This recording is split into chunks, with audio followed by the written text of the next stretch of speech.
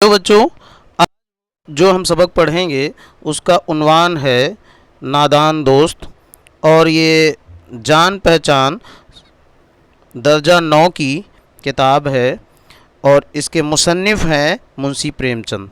सबक शुरू करने से पहले मैं ये आपको बता दूं कि ये एक ऑनलाइन क्लास रहती है और अगर ये इस तरह से पढ़ना आपको अच्छा लगता है तो मेरे चैनल को आप सब्सक्राइब कर सकते हो।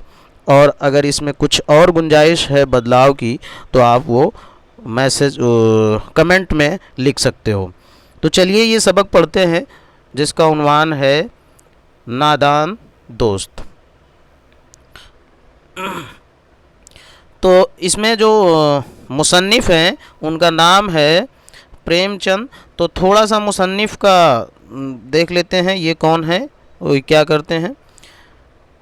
चलिए देखते हैं मुसन्निफ़ कौन है। मुंशी प्रेमचंद। प्रेमचंद का असली नाम धनपत राय था। वो बनारस के करीब एक गांव लम्ही में पैदा हुए। इनका शुमार उर्दू के इब्तदाई अफसाना निगारों में होता है। इनके अफसानों में ज़िंदगी के रूप अपने हकीकी मसाइल और किरदार के साथ नज़र आते हैं। गुर्बत और अफलास में जीने वाला आम इंसान, खुसूसन देहाती किसान और मज़दूर, इनके अफसानों का अहम किरदार हुआ करता है। प्रेमचंद ने सैकड़ों अफसाने और कई नावल लिखे हैं। प्रेम पच्चीसी, प्रेम चालीसी, दूध की कीमत और वारदात इनके अहम अफसानवी मजमूए हैं। गौदान, गबन, मैदान अमल, बेवा और बाज़ार हुस्न इनके अहम नावल हैं। ये नावल और अफसाने अलग अलग होते हैं। नावल थोड़ा सा बड़ा होता है और अफसाने थोड़ा छोटे होते हैं। ये इन दोनों को समझने के लिए मैंने एक अलग वीडियो बना रखी है, उसे आप देख सकते हो। तो ये हो गए मुंशी प्रेमचंद। और हम जो इन्होंने सबक लिखा है अब हम उसका ख़ुलासा पढ़ेंगे। सबक में क्या हुआ है, सबक तो हम क्लास में किताब से पढ़ सकते हैं, इसका हम यहाँ पे ख़ुलासा पढ़ेंगे। मुंशी प्रेमचंद के इस मज़मून नादान दोस्त में एक कहानी को बयान किया गया है कि केशव और श्यामा दो बहन भाई थे। यहाँ पे इसको भाई कर लीजिएगा, गलत लिखा, भाईज लिख गया है। उनके घर में कार्निस पर एक चिड़िया ने अंडे दे रखे थे। जैसे कि घरों में होता है, कार्निस पे जो बारजा होता है उस पर अंडे चिड़िया और चिड़िया ने दे रखे थे। वो दोनों इन अंडों को देखने के लिए बहुत पुरजोश थे। ये श्यामा और केशव इन दोनों को देखने के लिए बड़े पुरजोश थे।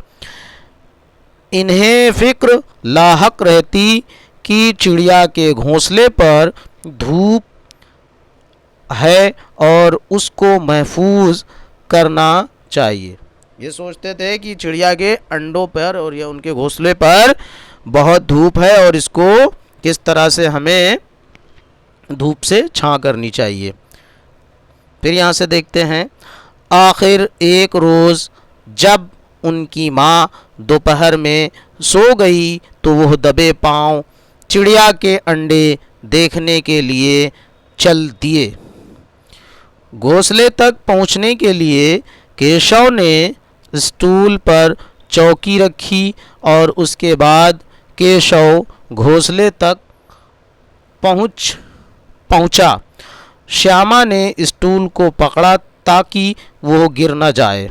उन्होंने तेल की प्याली खाली करके उसमें चिड़िया को पानी भी रखा और दाना भी डाला कि वो दूर न जाएं।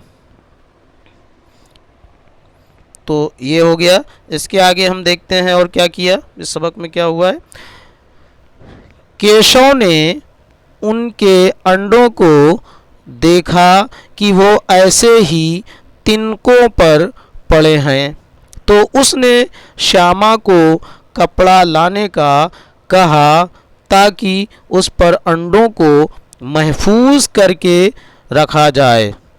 तो यहाँ पे क्या हुआ, देखा, केशव ने देखा कि अंडा जो है घोंसले में तिनके पे रखे हुए हैं। तो केशव के दिमाग में यह आया कि क्यों ना इसको हम एक कपड़े की गत्ती बना के रख दें, जिससे ये थोड़ा मुलायम जगह पे रखे रहें, जिससे फूटे ना। अब क्या हुआ आगे देखते हैं। इन्होंने अंडों को पूरी तरह महफूज कर दिया। श्यामा ने जिद की कि मुझे अंडे दिखाओ, लेकिन केशव ने दिखाए नहीं, जिसकी वजह से, यहाँ पे थोड़ा करेक्ट कर लिया, थोड़ा सा स्पेलिंग मिस्टेक है, नहीं दिखाए, जिसकी वजह से श्यामा गुस्सा भी थी। अब यहाँ पे श्यामा गुस्सा भी थी।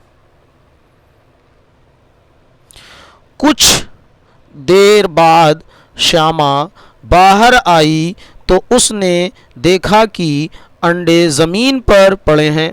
उसने केशव को आवाज़ देकर पुकारा। उनकी अम्मा ने भी आकर देखा कि अंडे ज़मीन पर पड़े हैं।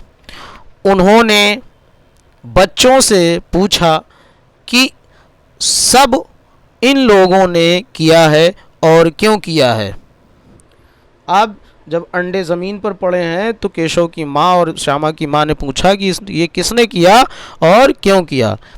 केशव ने बताया कि इसने अंडों के नीचे, उसने, यहाँ पे उसने पड़ा, उसने अंडों के नीचे कपड़ा रखा था, जिस पर उनकी माँ ने बताया कि चिड़िया ने इसलिए अंडे ज़मीन पर गिरा दिए। अब केशव ने बताया कि मैंने क्या किया था, अंडों को कपड़ों पर रख दिया था। तो फिर अब उसकी माँ क्या कह रही हैं, बताया कि ये चिड़िया ने ही गिरा दिए। क्यों गिरा दिए हैं? क्योंकि बच्चों ने अंडों को छुआ था, जिससे अंडे गंदे हो गए थे। इस सबक में यही बताया गया है कि चिड़िया के अंडों को अगर कोई आदमी छू लेता है तो वो चिड़िया उसे गंदा मानती है या गंदे हो जाते हैं, और फिर उसे वो सेती नहीं है, उससे बच्चे नहीं होते, फिर वो फेंक देती है।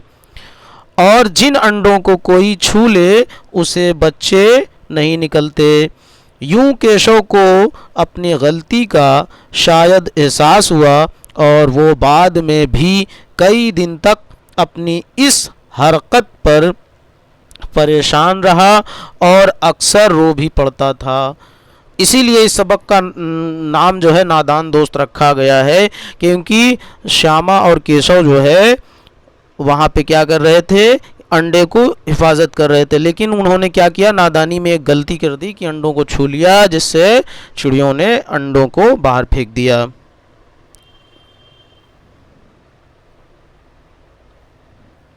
अब यहाँ पे हमारे इस सबक के सवाल जवाब हैं, इसको आप देख लीजिए और ऐसे कॉपी पर भी नोट कर सकते हैं।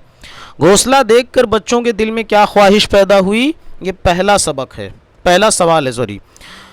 तो यहाँ पे इसका जवाब क्या लिखा जाएगा, घोंसला देखकर बच्चों के दिल में ख्वाहिश पैदा हुई कि अंडों को धूप से बचाया जाए और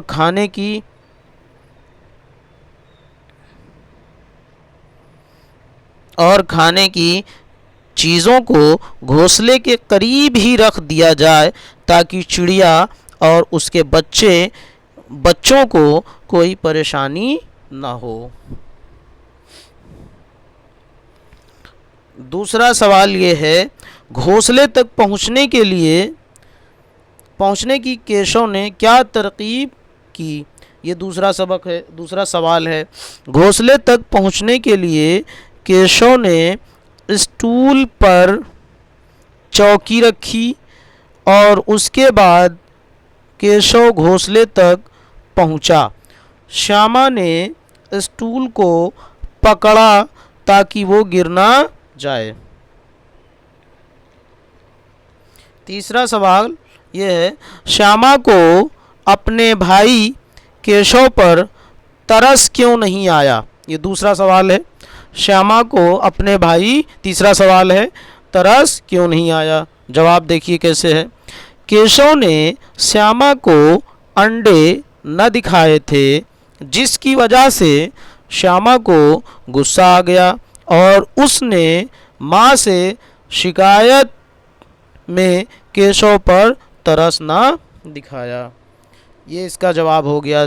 चौथा सवाल क्या है, परिंदों के अंडों को क्यों नहीं छूना चाहिए?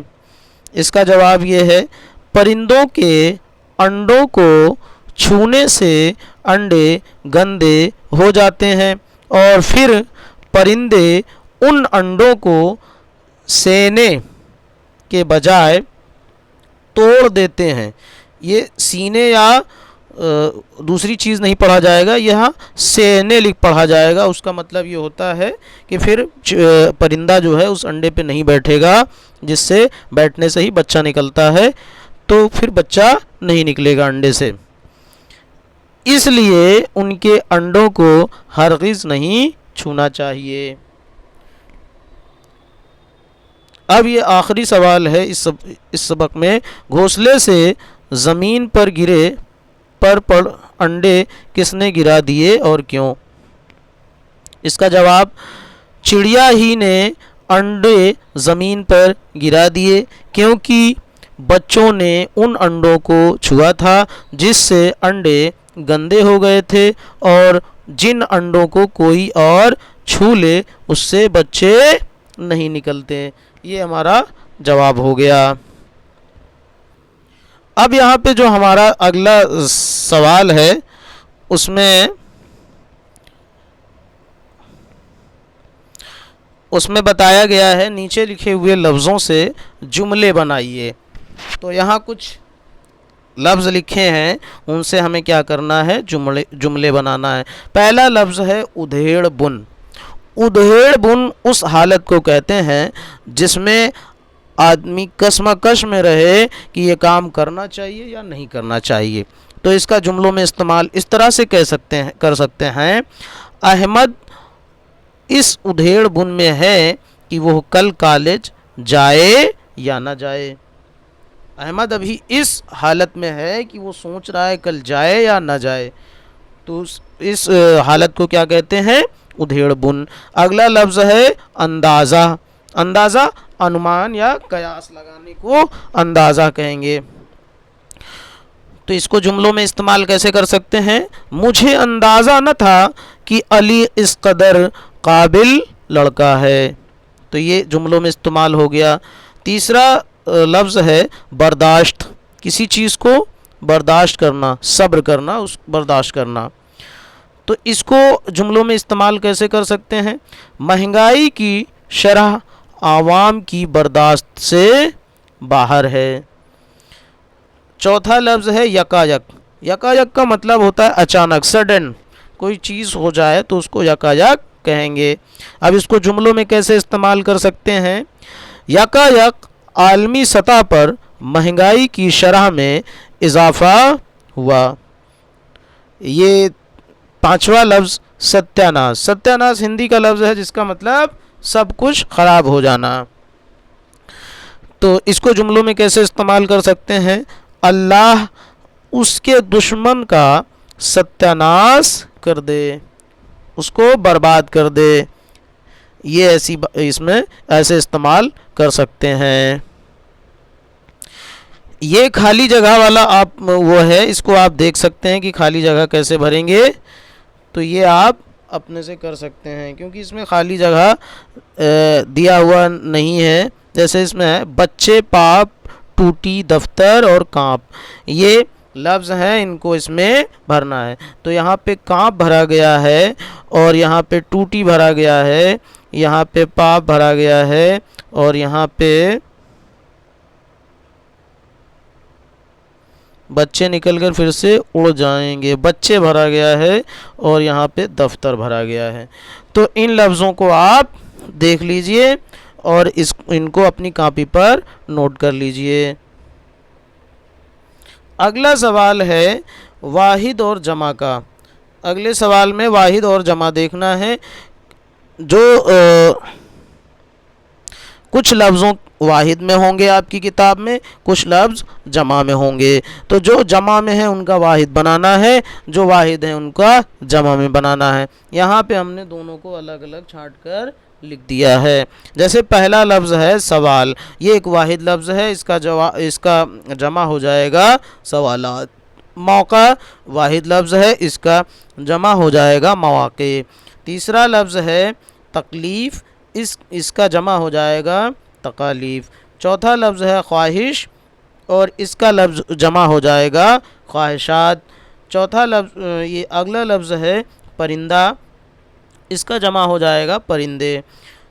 आखिरी लफ्ज़ है चीज़ें और इसका जमा हो जाएगा चीज़ें। तो ये वाहिद जमा वाले सवाल ख़त्म हुए। अब इसके बाद अगला जो इसमें सवाल है वो मुज़क्कर और मुअन्नस का है। मुज़क्कर नर ज़ात को मुज़क्कर कहते हैं, मादा ज़ात को मुअन्नस कहते हैं। तो ये आपको याद रखना है कि नर ज़ात जितना भी होगा सब मुज़क्कर होगा और मादा ज़ात जितना भी होगा सब मुअन्नस होगा। तो इसको हम देख लेते हैं और ऐसे अपनी कॉपी पर नोट कर लेते हैं। जैसे पहला लफ्ज़ है अब्बा, अब्बा का मुअन्नस हो जाएगा अम्मा। और अगला लफ्ज़ है चिड़ा, चिड़ा का मुअन्नस चिड़िया। भाई का मुअन्नस बहन, बच्चा का मुअन्नस बच्ची, बिल्ला का मुअन्नस बिल्ली। इसके उल्टा भी हो जाता है, कभी अम्मा का मुज़क्कर पूछ लिया तो अब्बा, चिड़िया का मुअन्नस चिड़ा, बहन का मुज़क्कर भाई, और बच्ची का मुज़क्कर बच्चा, और बिल्ली का मुज़क्कर बिल्ला। तो इस तरह से चाहे ये वाले पूछे जाएं, चाहे ये पूछे जाएं, चाहे ये, आपको दोनों को याद रखना पड़ेगा। एक बार बात समझ गए तो याद रखने की कोई ख़ास ज़रूरत नहीं है। तो सिर्फ इसको याद रखना है, बात समझ में आ जाएगी। अब अगला सवाल जो इसमें है, नीचे लिखे हुए मुहावरों को जुमलों में इस्तेमाल कीजिए। ये सबक थोड़ा सा लंबा है। चेहरा का रंग उड़ना, ये पहला मुहावरा है। चेहरे का रंग उड़ना ये पहला मुहावरा है। इसका मतलब ये होता है डर जाना। अब इसका जुमलों में इस्तेमाल कैसे कर सकते हैं?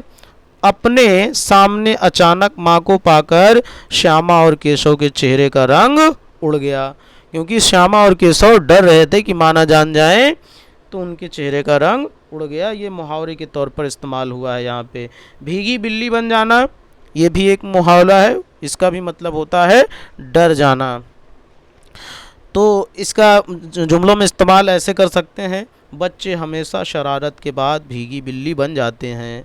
जैसे कि अक्सर हम क्लासों में देखते हैं, पहले तो शरारत बड़ी चौड़ से करते हैं, लेकिन जब टीचर पकड़ लेते हैं तो फिर कहते हैं सर हमने तो कुछ किया ही नहीं। तो इस तरह से इसका इस्तेमाल हम कर सकते हैं। अगला मुहावरा ये है फुर से उड़ जाना। फुर से उड़ जाना मतलब तुम जल्दी से उड़ जाना। तो इसका हम जुमलों में कैसे इस्तेमाल कर सकते हैं? परिंदों के बच्चे फुर से घोंसले से उड़ गए, ऐसा हम इसका अपने जुमले में इस्तेमाल कर सकते हैं। अगला सवाल है दम रोकना।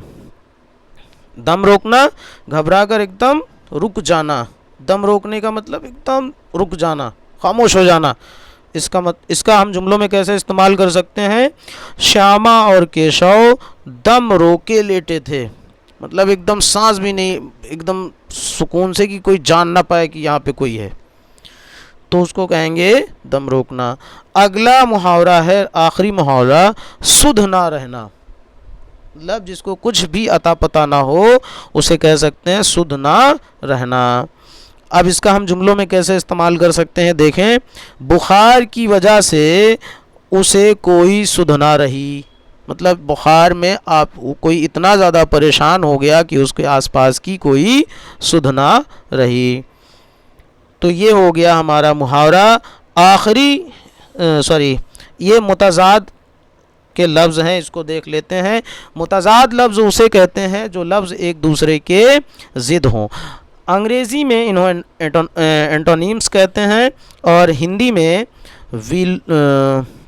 विलोम शब्द कहते हैं। तो चलिए हम इसको देख लेते हैं।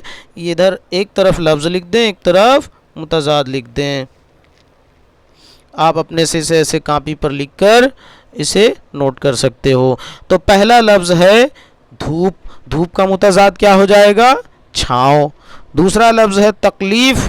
तकलीफ़ का मुतज़ाद क्या हो जाएगा? आराम। तीसरा लफ्ज़ है सज़ा। सज़ा का जज़ा। चौथा लफ्ज़ है पाप। पाप का पुण्य या सवाब। पाप का पुण्य या सवाब, जवाब का सवाल। इसके उल्टा भी सवाल हमसे पूछा जा सकता है कि छाँव का मुतज़ाद धूप, आराम का मुतज़ाद तकलीफ़, जज़ा का सज़ा, पाप या पुण्य या सवाब का पाप, सवाल का जवाब। तो ये दोनों तरह से सवाल आ सकते हैं, हम इनको दोनों तरह से देख। ये जुमले लिखने के लिए भी किताब में आए हैं। ये किसने किससे कहा है?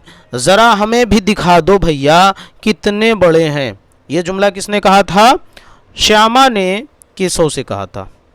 भैया का लफ्ज़ केशव के लिए इस्तेमाल होगा, इसलिए श्यामा ने केशव से कहा था।